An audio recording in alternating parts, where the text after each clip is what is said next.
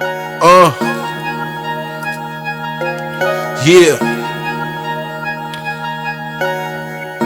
It's that shit.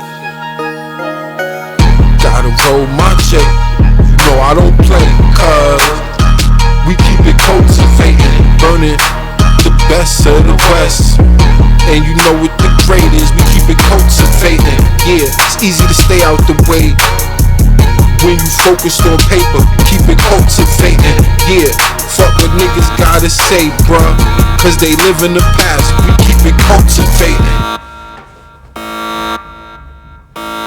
Yeah. Welcome to another edition of the Keep It Cultivating Podcast.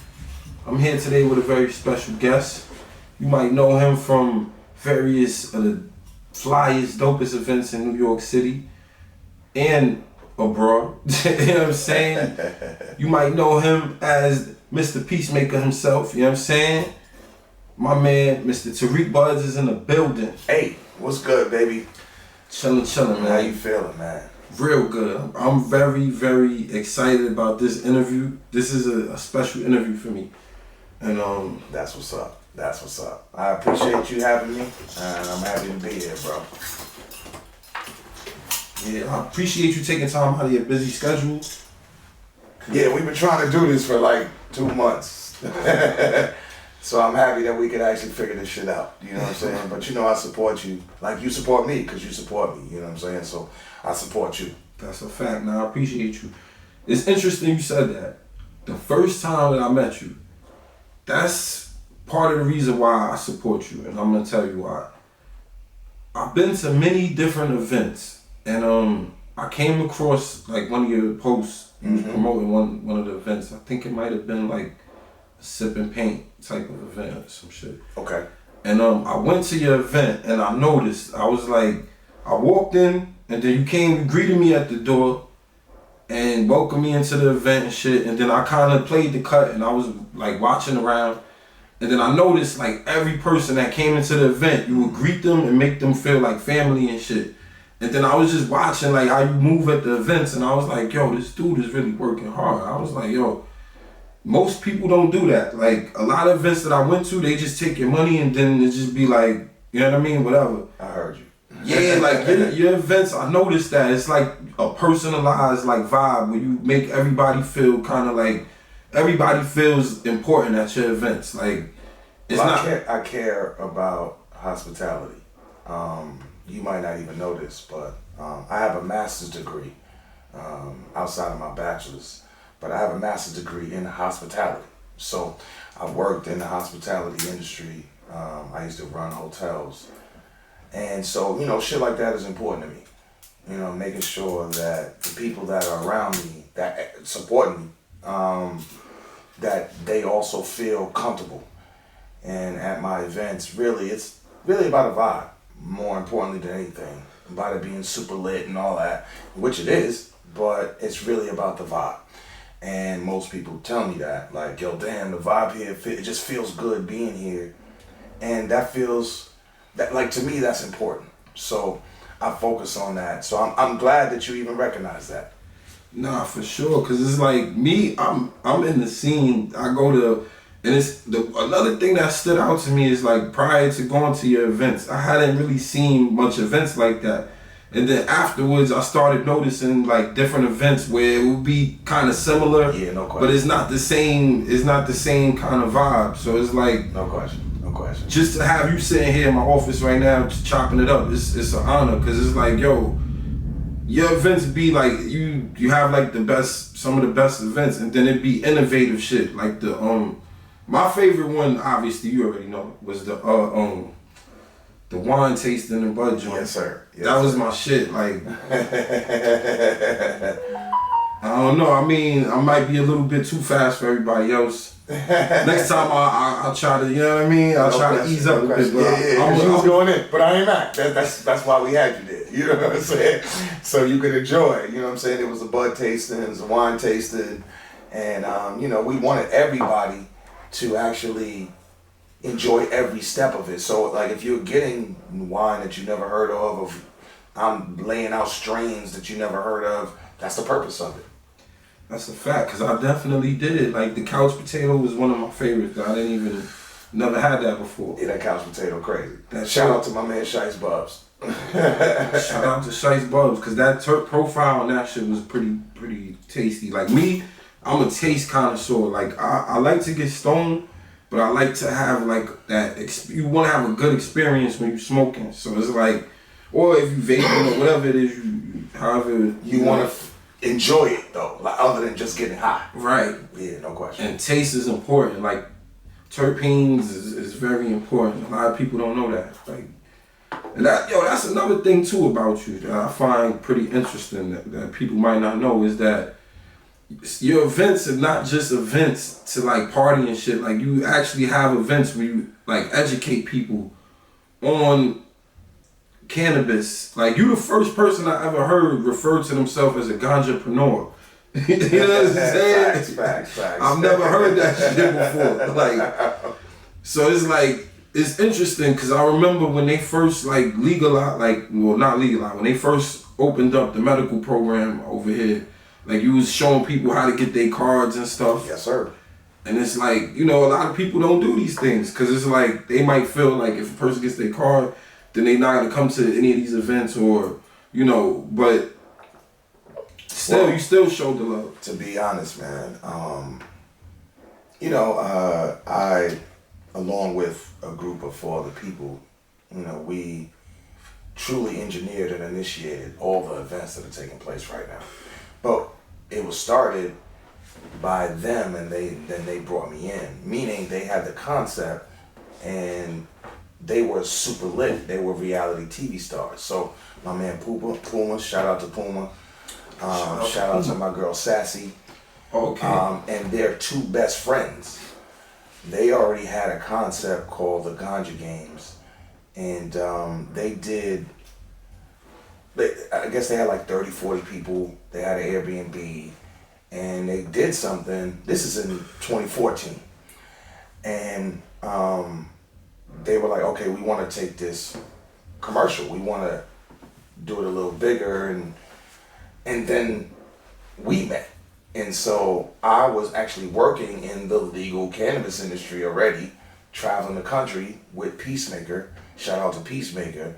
And then they made me the face of the brand. So I'm now Mr. Peacemaker. You know what I'm saying? So I'm meeting a lot of these vendors. I got sponsors, and Peacemaker used to sponsor every event we did, but... All right, but wait, let me stop you there. For the people that don't know, because some of these people that watch my show, this might be the first time that they see. No doubt. What exactly is Peacemaker? Because I actually am lucky enough to have some official Peacemaker. Right, so Peacemaker is an indestructible silicone company. We make pipes and bongs, a variety of styles. And when I got with the company, they were in 14 countries already. They're manufactured and headquartered in China. They had me come out to their offices in China. I spent a couple of weeks there. And then they just started taking me around the world, because outside of these 14 countries, now we're in 27 countries. So we would be at trade shows, conventions, and festivals all around the globe. But their focus, which became my focus, was on cannabis hotspots. And so we started to figure out what those places were, and that's where we would specialize. So eventually, me traveling the world just for weed, you know what I'm saying, became a thing.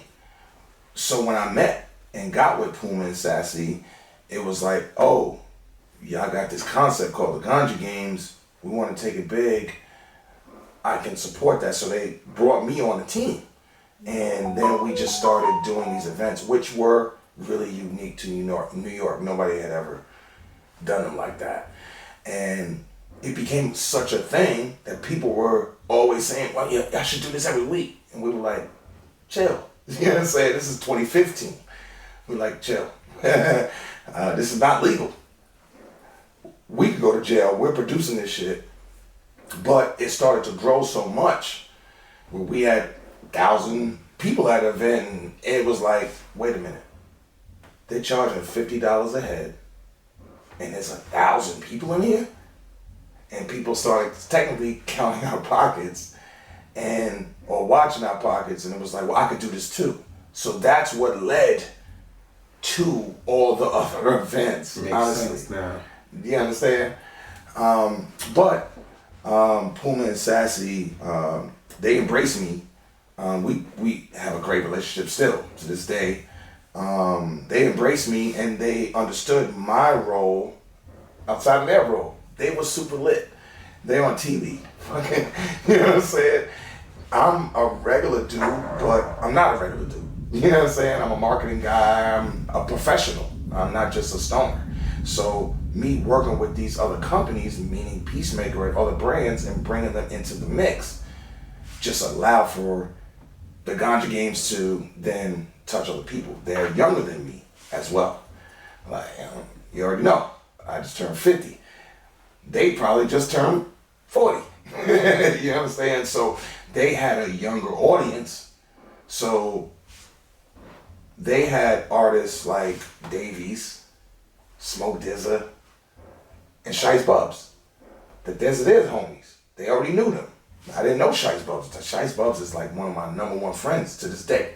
Since that day. It's actually since the Ganja games. But I his didn't know name him. always comes up in the discussion as one of the original. Absolutely. No. He's that dude. Especially when it comes to cannabis, bro. Yeah, he's that dude. Yeah. From In 20 years ago. 20 years ago. Seriously.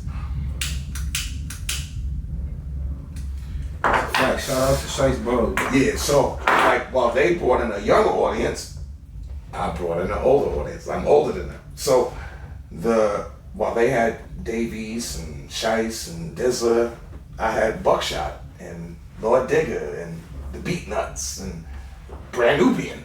You know what I'm saying? And it was like the first time that these artists actually met each other because they're from different generations. They respect one another, but they had never met them before. So, and that's just the talent. I'm not talking about the audience. Like I had a different demographic than them. It's an older demographic. They had a young demographic. So it all coming together was like, this is magic. And that's why people loved it so much, because it had every element of cannabis. We only had one person selling cannabis. Do you understand? Like that wasn't the purpose of it. The purpose of it was to, and that's why I even went in this direction, because you was talking about the education. We just really, at that time, wanted to create a community of stoners, responsible stoners, so that we could go to the government and vie for legalization.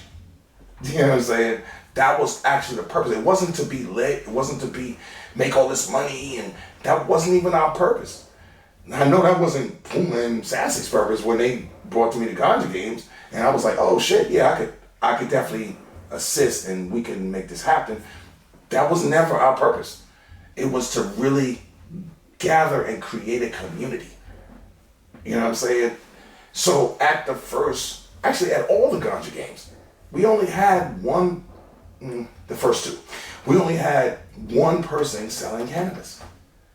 The rest was the actual cannabis culture. And they depended on me for that, because I used to bring in the vendors at that time. Like, because I traveled to these conventions and trade shows and festivals, I would meet vendors on a regular basis that were legitimate. Like, at those conventions and trade shows, you're spending $5,000 for a booth. You're not spending $150 like you do at a sesh. So these companies were sincere brands, and when I started to sell them on the Ganja games, they would come to New York. So I had a vape company. Like, they make the pen, not the vapes, not the cannabis, but they make the pens. And they're the most prominent company in the state of Pennsylvania. So they drove to New York to be a part of this. Do you understand? I had a smoke shop from Connecticut. That smoke shop drove to the Ganja games, set up an entire smoke shop in the fucking Ganja. Because we had a warehouse that time. I think it was like 4,000 square feet or something. So like, it was a big space and we had plenty of room. But we had over 1,000 people there. You know what I'm saying? And that's when even artists like Tech and Steel from Smith & Wesson, those are the homies, shout out to them. They would start coming to these events and they were like, damn, you gotta walk me around. Like it's so many people in here. Like I feel lost. And I would have to walk Steel to each table and explain who he was. And they would look at him like, oh no, I know who he is. But he was like overwhelmed with the amount of people. Oh shit. He was overwhelmed with the amount of people that was there. And so I just booked Chic Luge and Smith & Wesson 2 weeks ago. We did a show in Massachusetts. And Tech's wife was like, yo, nigga, you need more props, bro. Like, you started all this shit. I remember the ganja games. I remember when nobody else was doing this and we would just twiddle our fingers, couldn't wait till you did something else. And you might need a documentary or whatever's worth. You need something. And I was like, the reason none of that has even happened like that is because I'm just too humble to even care about shit like that. That was why we didn't do it to be lit. Puma and Sassy the same way. While they're on TV, these are humble people. They just got an opportunity to make some money, but they're humble. You understand? So none of us really looked at it that way. We didn't look at it like, okay, we're gonna make a whole lot of money. We're gonna juice it here and do this. And it was a real purpose behind it, and it was to create the community. But now that the community is so big, you know what I'm saying, there's events every day. Like I said, they were asking us to do it every week. We were like, and we did it every 5 weeks. You understand? That's a long stretch though. But nobody was doing anything, and we were scared that we could go to jail. Because it was so underground, it was so out. We're talking about 2015. We're not talking about today when you could smoke a joint in the street. It wasn't like that. You understand? And if we're the reason that the people are gathering, and then we have a lot of responsibility. And they were on TV. Yeah, that's. Do you understand? So it's like, nah. We're not really trying to do it like that. And it wasn't a reason to do it like that. It had never been done before. Why are you so anxious that you can't wait 4 weeks for it to happen again? You understand? But today, because in New York at that time, though, to get like good bud, unless you had like a Cali Connect, and they would have to wait for those. That was one of the reasons why we won, because it wasn't like it is today. You know what I'm saying? It definitely wasn't. You didn't have every person, the barbershop, the bodega, the smoke shop. No, but everybody sells weed. Yeah, but it wasn't the good shit. On top of like every kid in your building, like, yo, I got that sour. You know what I'm saying? It's just a different time. I think during that time, I used to go to like Dykeman.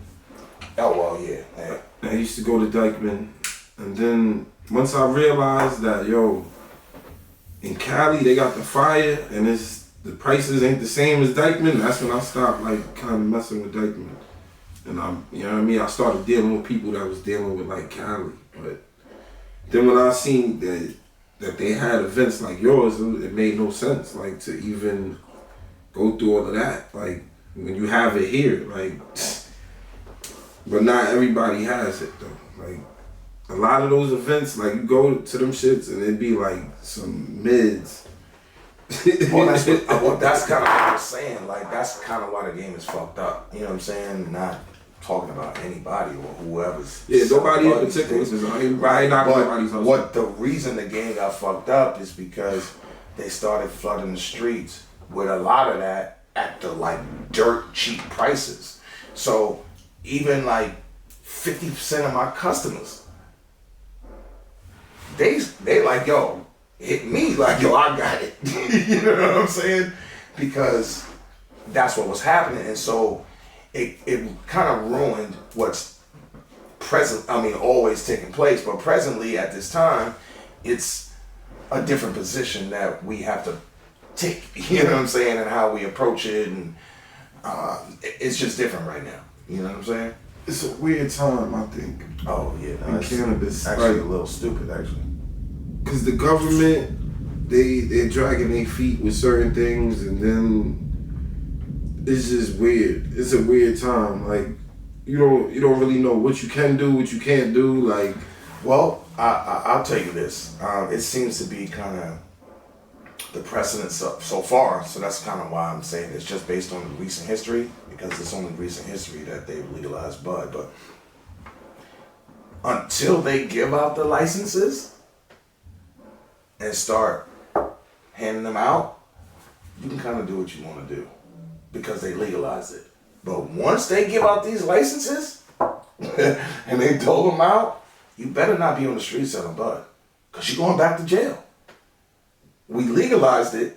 We gave you an opportunity to now apply for a license to legally sell marijuana. And now we have doled out those licenses. So these people can legally sell it. You can't. Yeah, but with that like type of thing, they would have to be able to prove that someone's selling marijuana. Well, listen, you've seen it. I've seen it. Since the Ganja games, I've always been like, all right, we're going to do it, but we're not going too far. They got trucks on the street. I sell bud. Well, yeah, those people. Right, so that's the people I'm talking about. And even the people that, that started dispensaries months ago without the license,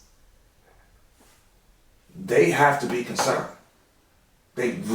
Once the licenses get doled out, then they're gonna get raided. I'm just saying. So as you've been saying, like, you know, it's kind of gray area, and it's gray area until this, until these licenses started getting distributed, and I tell all my people that's the government's, whether it's city, state, federal. That's their commitment to us. But now you gotta go back to jail. You're doing it illegally. It's legal to smoke. It's not legal to sell. And if it's legal to sell, then you need a license. You know what I'm saying? Right. No, you're absolutely right. That's why I tell all my peoples that's involved with stuff like that to just be careful, you know? Because it is legal to possess and smoke it, but not to sell it. So just, you know. I'm just saying. But, and I mean, to possess it, you can have up to fucking 3 ounces on you. Why would you need 3 ounces on you if you're not just doing it recreationally? I mean, obviously you are hustling, right? And that's cool. I mean, that's what we do. But you still can have up to 3 ounces on you. That's not a little bit amount of bud, bro. Yeah, I wouldn't even want to carry 3 ounces with me. But you can. Legally, you can. And that's kind of my point. Like you're saying, I don't even want to carry that much. That's what I'm saying. You don't even need that much. Yeah, like, but that's how they trap you. That's how they trap people, like, with people that don't know, like, or in cars and shit like that. Like it's legal to smoke walking around, but then a lot of people don't be knowing that in the car it's illegal, and then they catch them like that. Like, but right now they're not. It's not gonna be until they be giving people DUIs, bro. Right now? Yeah. In New York. For weed, bro. In New York. Yeah, bro. You gotta be careful. That's why I haven't seen that yet. Because they've been so liberal with it. They've just let everything go because it is legal, but they're waiting until, like I said, these policies are put into place. And once the policies are put into place, they're never gonna not clamp down. You know what I'm saying? That's why most of the time they might give you a ticket or whatever. But yeah, that's what I'm saying. When these policies are put into place as a finality, dude. Now you're not gonna go to jail, but you're gonna get, like, for smoking in the car, like, you get a ticket. For sure. That shit is crazy though. Like, how times have changed. I waited a long time for that, like for them to legalize marijuana, and it's weird because now that it's there, even me myself, I have mixed feelings about it. Yeah, I always have. I ain't gonna lie. I'm not always. When I got into the industry, with Peacemaker on the legal side, and I started traveling originally America, I started to understand how there's certain things that you are not gonna see. There's certain elements of legalization that are gonna affect even legal brands that you don't even see coming. So in California, they've had smoke shops in California for 20 years, 30 years. Smoke shop. It's where you get your stuff like Peacemaker. You get your raw papers, you get your blunts, you get your smoke cannaware, or you know what I'm saying? You get something that affiliated with cannabis, but it's not weed, right? It's not the plant. They don't sell it. It's a smoke shop. Smoke shops have been in California for years. So there are smoke shops that have been around for 20, 25 years. And now that it's legal and corporate is in the game, they're the only smoke shop in a small town for 20 years. Now it's legal. There are 4 vape shops in the same vicinity as they are, across the street, 2 blocks down. And then they're out of business in 6 months. You understand? That's crazy. Exactly. And you don't see that coming when you're like, okay, yeah, I want it to be legal and I want it to. But that comes with certain things that you might not see. You might not see it coming. And I say this a lot. So, I'm happy for the general public that, yeah, okay, it's legal. You know what I'm saying? Even recreationally, for the general public, it's legal. My homies that don't care about the industry, they just want to get high, but they want to smoke on the block or in the park and not have a problem. Congratulations. You know what I'm saying? But for people that actually work in the industry, legacy to corporate, there are things that we have to understand that are going to change how it was before. Now, I always believe that the underground streets, that will always exist. That's just kind of what it is. But sure. It does change things because, like I said earlier, they flooded the streets with all this shit. And so even the streets are fucked up outside of the whole dispensary and legalization. You know what I'm saying? Yeah, but the streets, you know that you're not gonna have to pay like 1,000 different taxes. No, yeah, for So sure. people are always gonna support that market because they know that it's gonna be like, those prices are gonna always hit. But the dispensaries, the problem with certain dispensaries, because they have, there's dispensaries that I've been to that, but most of the dispensaries that I like were in California.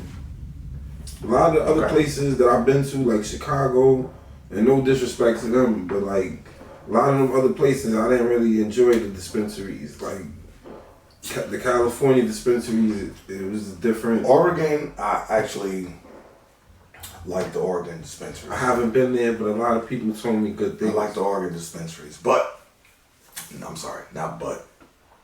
I like the Oregon dispensaries. I feel that though, like a lot of the Oregon bud tastes similar. It gets you high. Can't deny that, but there's a similar taste for what I was experiencing. And this is like 6 years ago. And then 5 years ago. So it's like 5 years ago was the last time I was there. But I liked it, I appreciated it, and the first time I even tasted it when I was in Denver, because I didn't really like the Denver bud. You know what I'm saying? But there was somebody from Oregon that was part of our team, and he joined us, and he bought some Oregon bud. And I was like, oh. And then we went to Oregon a couple times, And I was like, oh yeah, I like this. You know what I'm saying? I like it's better than Denver for sure. It might not be as top notch as Cali, but it rivals Cali with certain things. With I with heard certain the Oregon growers bud is and cheap, whatever for whatever it's worth. You know what I'm saying? But obviously Cali, the triangle. Excuse me. The triangle is legendary. Yeah, but I heard like on my last trip to Cali, people was talking about Oregon over there. They was saying that the bud right now over there is super cheap. Like, yeah, that's what they was telling me. They was saying that they got the fire too for like super cheap, like in Oregon. Like, yeah, I never been there. Yeah, I've been there a couple of times. I mean, and we had an office there, Peacemaker. We had actually at a point we had a house there, and it was a huge house, but it also offered like office space, and we had that as an office. So as a team, we would go there to recool, reconnect, strategize, and then head back out. But we had people that manned that office, that lived in that ass house. You know what I'm saying? So I spent some time there, and I mean it is what Oregon is supposed to be. we were in Bend, Oregon. Like you bend a corner, we were in Bend, Oregon. I gotta visit there with this. Give me some neck. Gotta grow this weed. You know my G, cuz we keep it cultivating and we out in the street. You know what I mean, cuz we keep it cultivating and flipping this green. You know what I mean, cuz we keep it cultivating and we gotta get it by any means. So you know we keep it cultivating.